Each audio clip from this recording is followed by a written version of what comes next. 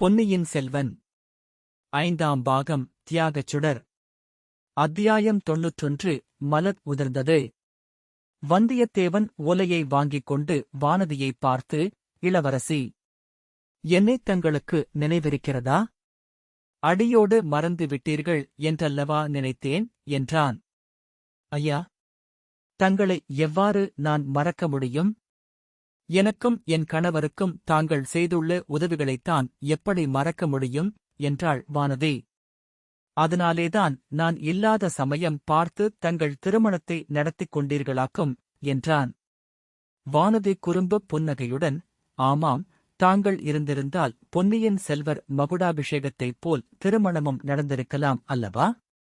தாங்கள் என்ன சூழ்ச்சி செய்திருப்பீர்களோ என்னமோ அதை யார் கண்டது என்றாள். நானா பொன்னியின் செல்வருக்கு மகுடாபிஷேகம் நடக்காதபடி செய்தேன்? பூங்குழலியிடம் போட்டி போட்டுக் கொண்டு தாங்கள் சிங்காதனம் ஏறுவதில்லை என்று செய்த சபதம் அல்லவா அதற்குக் காரணம்? படகுக்காரப் பெண்ணுக்கு அதிர்ஷ்டம் அடித்தது. என்மீது குறைப்பட்டு என்ன பயன் என்றான் வந்தியத்தேவன். அவளே அந்த அதிர்ஷ்டத்தை அனுபவிக்கட்டும். அதற்காக அவள் பேரிலும் எனக்கு குறை இல்லை. தங்கள் பேரிலும் குறை இல்லை, மகிழ்ச்சிதான். ஆனால் தங்களுடைய திருமணத்துக்கு நாள் குறிப்பிடும் போது மட்டும் நல்ல சோதிடராக பார்த்து நாள் குறிப்பிடச் செய்யுங்கள் என்றாள். குழந்தை சோதிடரையே நாள் வைக்கச் சொன்னால் போகிறது. தங்களுக்கெல்லாம் அவரிடத்திலேதான் நம்பிக்கை என்று வானதியை பார்த்துச் சொன்னான் வந்தியத்தேவன். வானதி கலேர் என்று சிரித்துவிட்டு இளைய பிராட்டியை நோக்கி, அக்கா, இவர் குழந்தை சோதிடரைப் பற்றிச் சொன்னதும் ஒரு விஷயம் ஞாபகம் வருகிறது என்று சொல்லிவிட்டு மறுபடியும் கலகலவென்று சிரித்தாள். எதை நினைத்துக் கொண்டு சிரிக்கிறாய் வானதி?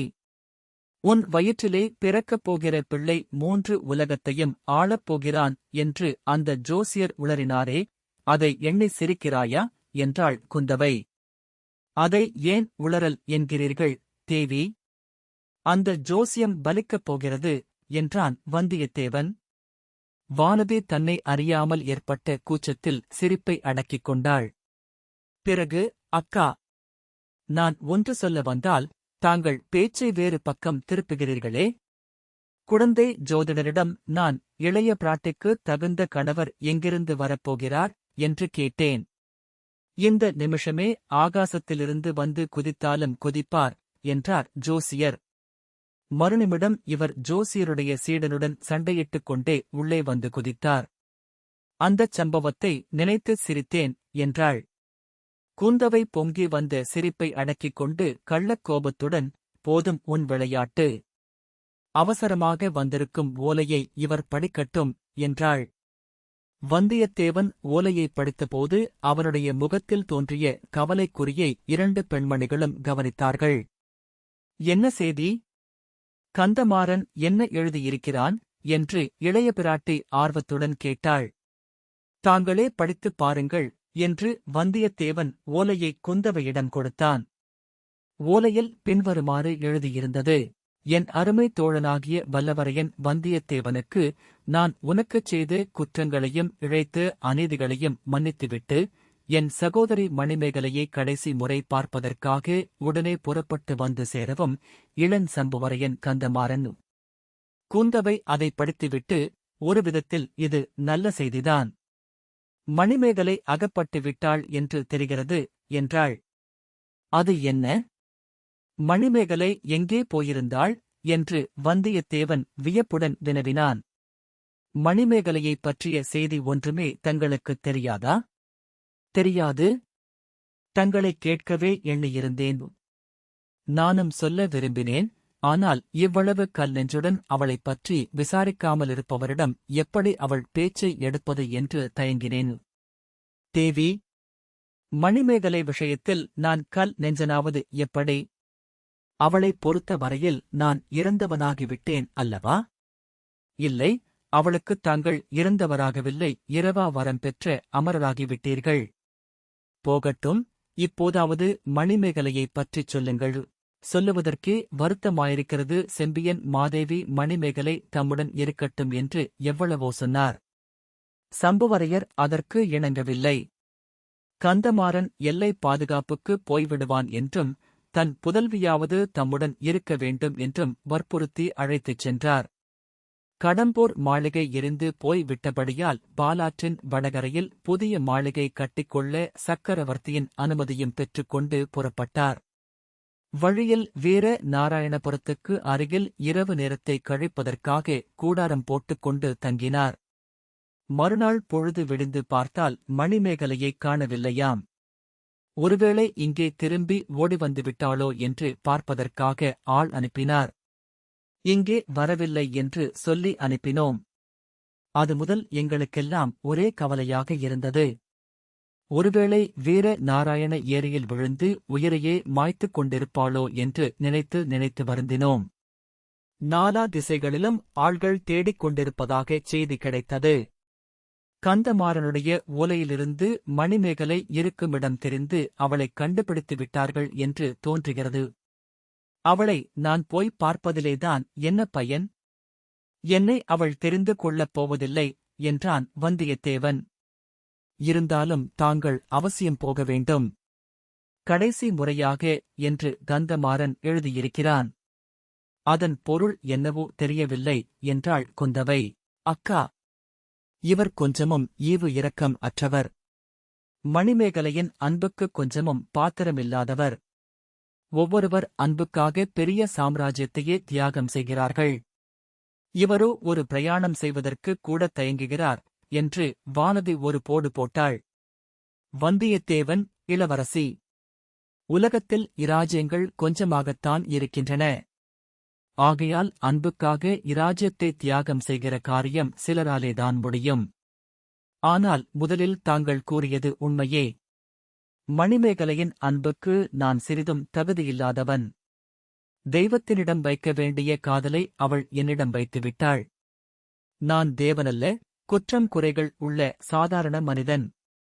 மணிமேகலையின் அன்பு கடவுளுக்கு அர்ப்பணமாக வேண்டியது என்றான். இருந்தாலும் தாங்கள் ஒரு தடவை அவளைப் போய் பார்த்துவிட்டு வருவதில் தவறு ஒன்றுமில்லையே. கந்தமாறனும் கடைசி தடவையாக என்றுதானே எழுதியிருக்கிறான் என்றாள் இளைய பிராட்டி குந்தவை. நான் போக மாட்டேன் என்று சொல்லவில்லையே. போவதில் பயன் உண்டா என்றுதான் சந்தேகிக்கிறேன். நான் அவளுக்கு இறந்து போனவன் ஆயிற்றே என்று தயங்குகிறேன். ஆயினும் கடைசி தடவையாக என்று கந்தமாறன் எழுதியிருப்பதின் பொருள் நன்றாக விளங்கவில்லை. அப்புறம் அவளை பார்க்கக்கூடாது என்று கட்டுப்பாடு விதிக்கப் போகிறானா என்ன?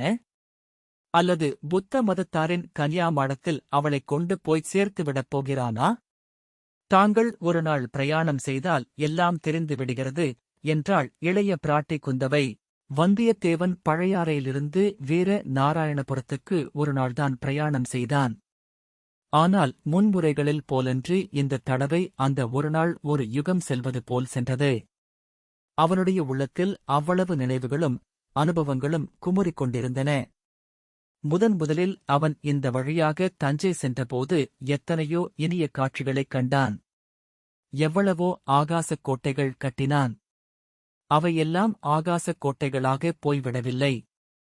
நடக்க முடியாத பல காரியங்கள் நடந்தேறிவிட்டன. சோழ நாட்டின் செல்வக்குமாரரை, தமிழகமெல்லாம் போற்றிக் கொண்டாடிய வீர இளவரசரை, தன் கையில் வந்த சாம்ராஜ்ய மகுடத்தை இன்னொருவர் சிரசில் சூட்டி அதனால் மேரு மலையைவிட உயர்ந்து தியாக சிகரமாக விளங்கும் பொன்னியின் செல்வரை அவன் உயிர் நண்பராகப் பெற்றான். அத்தகைய பொன்னியின் செல்வர் போற்றி வணங்கும் இளைய பிராட்டியின் இதயத்தில் இடம் பெற்றான். ஈழ நாட்டிலுள்ள சோழ சைன்யத்தின் மாதண்ட நாயகன் பதவியை அடைந்தான்.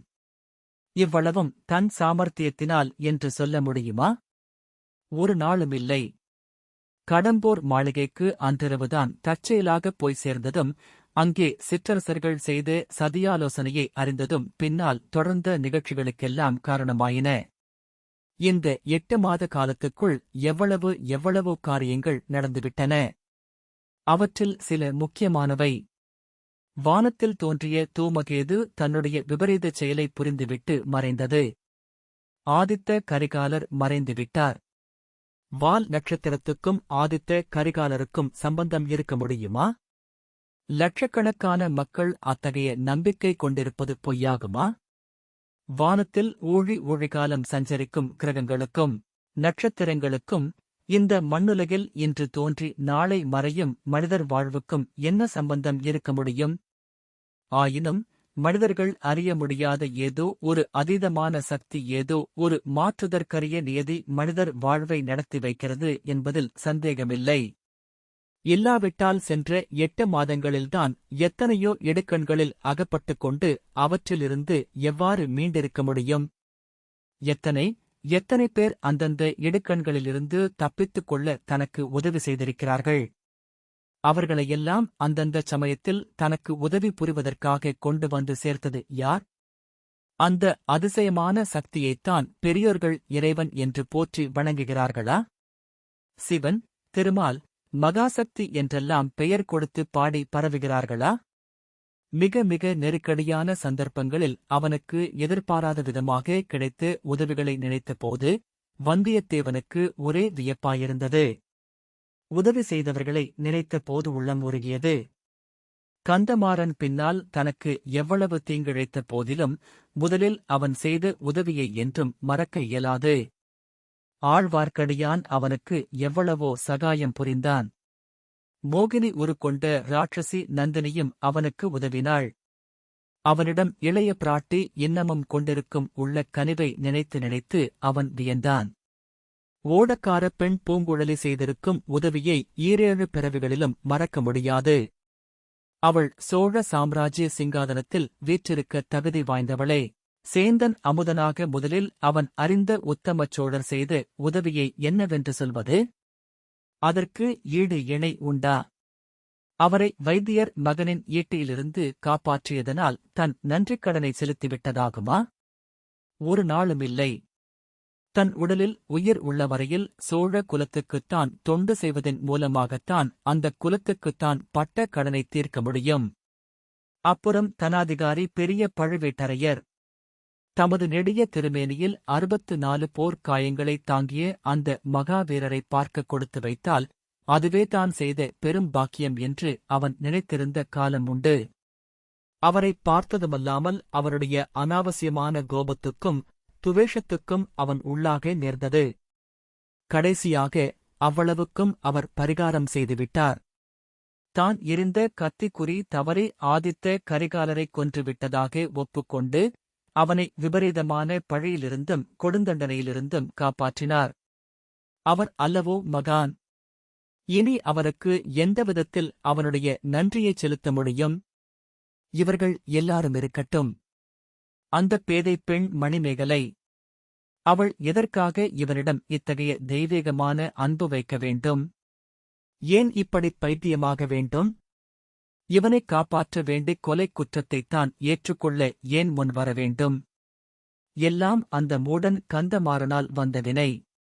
முதலில் கந்தமாறன் மணிமேகலையிடம் இவனைப் பற்றி இந்திரன், சந்திரன், அர்ச்சுனன், மன்மதன் என்றெல்லாம் புகழ்ந்திருக்கிறான். அப்போதே அந்த பேதைப் பெண் அவளுடைய உள்ளத்தை பறிகொடுத்து விட்டாள் போலும். அதெல்லாம் வந்தியத்தேவனுக்குத் தெரியாது. என் தங்கையை நீ மறந்துவிடு. பெரிய இடத்தில் அவளைக் கொடுக்கப் போகிறோம் என்று கந்தமாறன் சொன்னதும் வந்தியத்தேவன் உண்மையாகவே அவளை மறந்துவிட முயன்றான். இளைய பிராட்டியைச் சந்தித்ததும் அதற்கு துணையாயிருந்தது. ஆனால் மணிமேகலையோ தன் மனத்தை மாற்றிக்கொள்ளவில்லை, மாற்றிக்கொள்ள முயலவும் இல்லை. பலர் அறிய அவள் உள்ளத்தை வெளிப்படுத்த தயங்கவும் இல்லை. ஆகா, என்ன இனிய குணம் படைத்த பெண்! எவ்வளவு அடக்கம், அமெரிக்கை! அவளுடைய மனந்தான் எத்தனை தூய்மையானது! பச்சைக் குழந்தையைப் போன்ற உள்ளம்! உண்மையிலேயே அவள் குழந்தைதான்.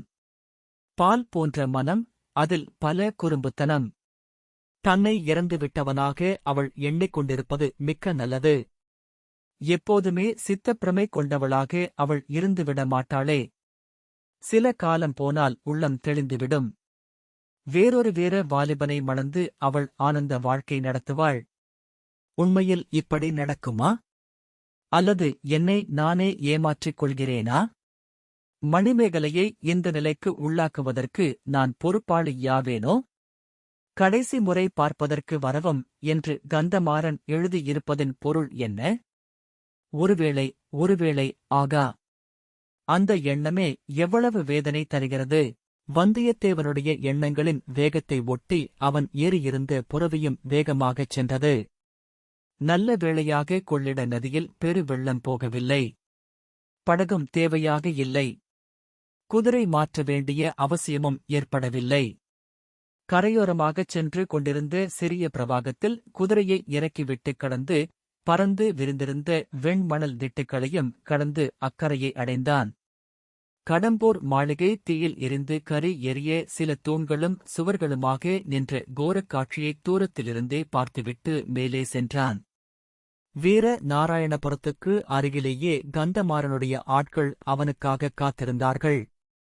சின்ன எஜமானார் எங்கே என்று கேட்டதற்கு ஏரிக்கரையில் படகுடன் காத்திருக்கிறார்கள் என்று பதில் வந்தது. ஏரிக்கரையில் எதற்காக காத்திருக்க வேண்டும் என்று சிந்தித்துக் கொண்டே வந்தியத்தேவன் வீர நாராயண ஏரியை அணுகினான். அந்த ஏரியின் நெடுதியர்ந்த கரை ஒரு பெரும் கோட்டைச் சுவர் போல் அப்பாலிருந்த தண்ணீர் பரப்பை மறைத்துக் கொண்டிருந்தது. முதல் தடவை அந்த ஏரிக்கரைக்கு அவன் வந்தபோது 18ஆம் பெருக்கு விழாவுக்காக அங்கே மக்கள் திரண்டு இருந்ததையும் ஆண்களும் பெண்களும் குழந்தைகளும் கோலாகலமாக ஆடிப்பாடி விளையாடி விருந்துண்டு மகிழ்ந்ததையும் நினைவு கூர்ந்தான். இப்போது அந்த ஏரிக்கரையில் அவ்வளவு அதிக ஜனங்களைக் காணவில்லை. அங்கொருவர் இங்கொருவர்தான் காணப்பட்டார்கள். ஏரியில் எல்லா மடைகளிலிருந்தும் அச்சமயம் தண்ணீர் குபுகுபுவென்று பாய்ந்து கொண்டிருந்தது. அவ்விதம் தண்ணீர் பாயும் ஓசை சந்தை இரைச்சல் போன்ற பேரொலியாகக் கேட்டது. இச்சமயம் ஒரு சில கணவாய்களிலிருந்து மட்டும் மெல்லிய சலசல ஒலியுடன் தண்ணீர் பாய்ந்து கொண்டிருந்தது. ஏதோ சோக கீதத்தைப் பாடிக்கொண்டு நடனம் ஆடும் நாட்டியப் பெண்ணின் சிலம்பின் புலம்பலைப் போல் அது தொனித்தது. செங்குத்தாக உயர்ந்த ஏரிக்கரையின் மேல் குதிரையை லாகவமாக வந்தியத்தேவன் ஏற்றி உச்சியை அடைந்தான். அங்கிருந்து அவன் கண்முன் தோன்றிய காட்சியும் மாறுதலாகவே இருந்தது. தண்ணீர் நிறைந்து ததும்பி ஏரிக்கரையை உடைக்க முயல்வது போல் அலைமோதிக் கொண்டிருக்கவில்லை. கரையின் அடிப்பகுதியிலிருந்துதான் தண்ணீர் பரப்பு தொடங்கியது. தண்ணீரின் செங்காவி நிறம் அடியோடு மாறிப் பளிங்கு போல் தெளிந்திருந்தது. கரையோரமாக அல்லியும் செங்கழு நீரும் தாமரையும் நீலோத்பலமும் இளம் இலை, முற்றிய இலை, இளம் மொட்டு, பாதி விரிந்த மொட்டு, முழுதும் மலர்ந்த மலர் என்று இவ்வளவு பிரிவினையுடன் அடர்ந்து தழைத்திருந்தன. சிற்சில இடங்களில் தண்ணீரே அவற்றினால் மூடப்பட்டிருந்தது. ஏரியின் தென்கரை ஓரமாக வடவாற்றிலிருந்து நீரோட்டம் சுழிகளும் சுழல்களுமாக வந்து ஏரி நீரில் கலந்து கொண்டிருக்கவில்லை. அந்த ஆற்று நீரோட்டத்தின் வழியாக வெண்சிறகு விரிந்த அன்னப்பட்சிகளைப் போல் படகுகள் மிதந்து வந்து கொண்டிருக்கவுமில்லை. நதியின் வெள்ளம் ஓடிக்கொண்டிருந்த ஏரி ஓரப் பகுதிகளில் இப்போது மரங்களும் செடிகளும் நாணல் புதர்களுமாக காட்சி அளித்தன. அவற்றின் இடையிடையே வெள்ளைக் கொக்குகளும் நாரைகளும் ஒற்றைக் காலில் நின்று தவம் செய்து கொண்டிருந்தன. இவற்றையெல்லாம் கவனிப்பதற்கு வந்தியத்தேவனுக்கு சில வினாடிகளுக்கு மேல் ஆகவில்லை. அதற்குள் சற்றுத் தூரத்தில் ஏரிக் கரையோரமாக நின்ற படகு அவன் காட்சிக்கு வந்தது. அந்தப் படகில் இருப்பவர்களில் ஒருவன் கந்தமாறன் என்பதையும் தெரிந்து கொண்டான். உடனே அந்த இடத்தை நோக்கி குதிரையை விரைந்து செலுத்தினான். குதிரையின் மேலிருந்து தாவிக் குதித்து படகை அணுகினான். கந்தமாறன் ஒரு கையை நீட்டி வந்தியத்தேவன் கரத்தைப் பிடித்து படகில் ஏற்றிக் கொண்டான். படகுக்காரர்களுக்கு படகை விடும்படி சமிக்கை செய்துவிட்டு வந்தியத்தேவனை கண்ணீர் ததும்பிய கண்களால் சோகமாகப் பார்த்தான். நண்பா, சீக்கிரமாகவே வந்துவிட்டாய். மிக்க வந்தனம். இன்று வராமல் நாளைக்கு நீ வந்திருந்தால் ஒருவேளை மணிமேகலையை உயிருடன் பார்த்திருக்க முடியாது என்றான். வந்தியத்தேவன் கல் நெஞ்சு படைத்தவன் என்பது உண்மைதான். நெஞ்சில் அவ்வளவு உறுதியில்லாவிட்டால் சென்ற 8 மாதத்தில் அவன் அத்தனை காரியங்களை அலட்சியமாகச் செய்திருக்க முடியுமா? தனக்கோ மற்றவர்களுக்கோ நேரக்கூடிய அபாயங்களைப் பற்றி சிறிதும் சிந்திக்காமல் உயிரைத் திருணமாக மதித்து பல நெருக்கடியான சந்தர்ப்பங்களில் நடந்து கொண்டிருக்க முடியுமா? அத்தகைய நெஞ்சுறுதி படைத்தவன் கந்தமாறனின் வார்த்தைகளைக் கேட்டு கலங்கிவிட்டான். கடைசி தடவை பார்ப்பதற்கு என்று கந்தமாறன் எழுதியதன் பொருள் இப்போது ஐயமின்றி விளங்கிவிட்டது. அவனுடைய கண்களில் கண்ணீர் ததும்பிக் கலகலவென்று கன்னங்களில் வழிந்து ஓடியது. கந்தமாறா, மணிமேகலையின் உயிருக்கே ஆபத்தா? அது எப்படி? அவள் சித்தந்தானே தவறிவிட்டது? அதுவும் உன்னையும் என்னையும் பற்றித்தானே என்று தத்தளிப்புடன் வினவினான் வந்தியத்தேவன். நண்பா! இப்போது மணிமேகலையின் சித்தம் தெளிந்துவிட்டது. ஆனால் இன்னும் எத்தனை நேரம் உயிரோடிருப்பாளோ தெரியாது. உன்னை பார்க்கும் வரையில் உயிரோடிருக்க வேண்டுமென்று தெய்வங்களையெல்லாம் வேண்டிக் கொள்கிறேன் என்று சொன்னான் கந்தமாறன். பிறகு அவன் அறிந்தபடி நடந்த சம்பவங்களைப் பின் வருமாறு கூறினான். காஞ்சியில் கந்தமாறன் சக்கரவர்த்தி வந்து தங்குவதற்காக பொன் மாளிகையை செப்பனிட்டுக் கொண்டிருந்தான். அப்போது சம்புவரையர் மணிமேகலையையும் அழைத்துக் கொண்டு புறப்பட்டு விட்டதாக கேள்விப்பட்டான். அதைத் தொடர்ந்து வீர நாராயண ஏரிக்கரையில் மணிமேகலை காணாமற் போய்விட்டாள் என்ற செய்தியும் கிடைத்தது. உடனே பார்த்திபேந்திரனிடம் விடைபெற்றுக் கொண்டு தங்கையின் கதியை அறிவதற்காக புறப்பட்டு ஓடி வந்தான். அவனுடைய தந்தை துயர மிகுதியினால் ஏறக்குறைய பித்து பிடிக்கும் நிலையிலிருந்தார். இரவில் கூடாரத்திலே படுத்தாள். பொழுது விடிந்தால் காணவில்லை என்பதைத் தவிர அவரிடமிருந்து வேறு தகவல் எதுவும் கிடைக்கவில்லை. பழையாறைக்கு ஆள் விட்டிருப்பதாகக் கூறினார். எரிந்து பாழாய் கிடந்த கடம்பூர் மாளிகையிலும் சுற்றுப்புறங்களிலும் தேடிப் பார்த்தாகிவிட்டதென்றும் சொன்னார். கந்தமாறன் தானும் தேட ஆரம்பித்தான். பழையாறைக்கு அவள் திரும்பிப் போயிருப்பாள் என்று கருதவில்லை. ஏரியில் விழுந்து முழுகி இருக்கலாம் என்று தேடிப் பார்த்து அவளுடைய உடலையாவது கண்டுபிடிக்க வேண்டுமென்றும் எண்ணினான். ஒருவேளை உயிருடனே ஏரியைச் சூழ்ந்திருந்த காடுகளில் அவள் சுற்றி அலைந்து கொண்டிருக்கலாம் என்ற ஆசையும் மனத்தில் இருந்தது. ஏரிக்கரையோடு சுற்றிச் சுற்றி அலைந்து தேடினான். ஏரியிலிருந்து கிளம்பிய கணவாய்களோடு சிறிது தூரம் சென்று தேடினான். ஏரியில் குறுக்கு நெடுக்காகவும் கரையோரமாகவும் படகு விட்டுக் கொண்டு போய்த் தேடினான். ஏரியைச் சூழ்ந்திருந்த காடுகளிலும் தேடினான். இம்மாதிரி சுமார் 4 தினங்கள் பயனற்ற தேட்டத்தில் சென்ற பிறகு ஏரியின் மேற்புறத்து தீவு ஒன்றில் அமைந்திருந்த நீராழி மண்டபத்தின் நினைவு கந்தமாறனுக்கு ஏற்பட்டது. வேட்டையாடப் போன கரிகாலனும் வந்தியத்தேவனும் நீர் விளையாடச் சென்ற நந்தினியும் மணிமேகலையும் அந்த நீராழி மண்டபத்தில் ஒரு நாள் சந்தித்து பொழுது போக்கியதும் நினைவு வந்தது. மணிமேகலை அந்த இடத்துக்கு படகின் உதவியில்லாமல் தனியாகப் போய் சேர்ந்திருப்பது அசாத்தியமான காரியம். கரடி, சிறுத்தை முதலிய வனவிலங்குகள் நிறைந்த மேற்குப் பகுதிக் காட்டின் வழியாக அவள் தன்னந்தனியாக அங்கே சென்றிருக்க முடியுமா? காட்டைக் கடந்திருந்தாலும் வழியில் சிறு கால்வாய்கள் பலவற்றைக் கடக்க வேண்டியிருந்திருக்குமே. இருந்தாலும் அதையும் பார்த்துவிடலாம் என்று எண்ணிக் கந்தமாறன் படகில் ஏறி அந்த நீராழி மண்டபத்தை அடைந்தான். மண்டபத்தை நெருங்கியதும் பழைய நினைவுகள் பல அவன் உள்ளத்தில் குமுறிக்கொண்டு தோன்றின. முதலில் மண்டபம் சூனியமாகவே காணப்பட்டது. யாரும் அங்கே இருப்பதாகத் தோன்றவில்லை. மண்டபப் படித்துறையில் இறங்கி நின்றுதான் கட்டிய மனக்கோட்டைகள் எல்லாம் வீணாய்ப் போனதை எண்ணி பெருமூச்சு விட்டான். அவனுடைய பெருமூச்சின் எதிரொலியைப் போல் மற்றொரு பெருமூச்சின் ஒலி கேட்டு திடுக்கிட்டான். ஓடிப்போய்ப் பார்த்தான். நீராழி மண்டபத்தின் மறுபக்கத்துப் படிக்கட்டில் மணிமேகலை கிடந்தாள். ஒட்டி உலர்ந்து வாடி வதங்கிக் கிடந்தாள். அவள் சேலை பல இடங்களில் கிழிந்திருந்தது. அவள் மேனியில் பல இடங்களில் கீறல்கள் காணப்பட்டன. முதலில் அந்த உடம்பில் உயிர் இருப்பதாகவே தோன்றவில்லை. பல நாள் பட்டினி கிடந்து திக்கு திசை தெரியாமல் காட்டில் அலைந்து கடைசியில் களைத்து விழுந்து இறந்து போனவளின் உடலாகவே தோன்றியது. அந்தக் காட்சியைக் கண்ட கந்தமாறனுடைய உள்ளத்தில் 1000 வேல்கள் பாய்வது போன்ற வேதனை உண்டாயிற்று. மணிமேகலையை எடுத்து மடியில் போட்டுக்கொண்டு புலம்பினான். பெருமூச்சின் ஓசை நினைவுக்கு வரவே ஒருவேளை உயிர் ஒட்டிக் கொண்டிருக்கலாம் என்ற ஆசை ஏற்பட்டது. நல்ல தண்ணீர் கொண்டு வந்து முகத்தில் தெளித்தான். வாயில் ஊற்றினான். சூடு பிறக்கும்படி உடம்பெல்லாம் தேய்த்தான். சிறிது நேரத்துக்கெல்லாம் மணிமேகலை கண் திறந்து மலர மலர அவனை நோக்கி விழித்தாள். அண்ணா, நீதானா? நான் நினைத்தது உண்மையாயிற்று. சொர்க்கத்துக்குப் போனால் உன்னையும் அவரையும் காணலாம் என்று எண்ணினேன். அவர் எங்கே? என்று மிக மெல்லிய குரலில் கேட்டாள். கந்தமாறன் பொங்கி வந்த அழுகையை சிரமப்பட்டு அடக்கிக் கொண்டு, வருவார் அம்மா, வருவார் என்றான். மணிமேகலை தான் சொர்க்கத்திலே இருப்பதாக எண்ணுகிறாள். கந்தமாறனையும் சொர்க்கத்தில் பார்ப்பதாகவே கருதுகிறாள். வந்தியத்தேவனைப் பற்றி விசாரிக்கிறாள் என்பதை எல்லாம் கந்தமாறன் அறிந்து கொண்டான். அவளுக்கு மன அதிர்ச்சி ஏற்படாதபடி அவளுடைய நம்பிக்கையையொட்டி பதில் கூறி சமாளித்தான்.